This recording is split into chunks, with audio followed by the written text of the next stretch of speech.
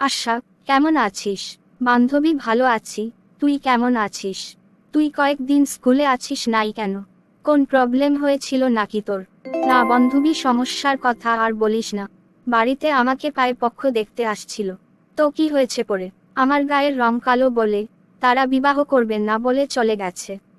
তারা কি জানেন না গায়ের রং আল্লাহ যে রকম দিয়েছেন, আর কি এতে তোর দোষ কই? বাড়িতে বসে কান্না করেছি, 2 দিন ভাত খাই, এজন্য কিছুদিন স্কুলে আসি নাই। তুই পাগলি নাকি? তাদের কথা তোর কান্না করতে হবে? যে পায়ে দেখতে আসে সে পায়ে চলে যায়, প্রত্যেকে প্রত্যাখ্যান করে।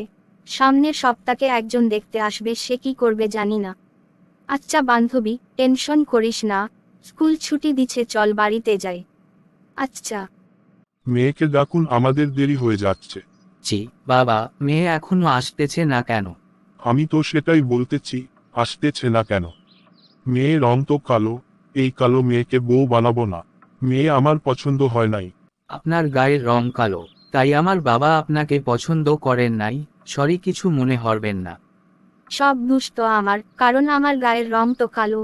তাই আপনার বাবার দোষ দিয়ে কি করব? কালোরা তো মানুষ না, সবাই একে একে কালো বলে প্রত্যাখ্যান করে চলে যায়। আল্লাহ কালো বানিয়ে যে কি করব, আপনি বলেন। আমার কিছু বলার নাই, আমার বাবা সেটা বলেছেন সেটাই, আমার কিছু করার নাই। আজকের মতো ওটি। তুই কালো বলে প্রত্যেক ছেলেরা রিজেক্ট করে চলে যায়। তোর জন্য আমার বাহিরে মুখ দেখাতে ইচ্ছা করে না। মা, কালো বলে সেটা কি আমার দোষ?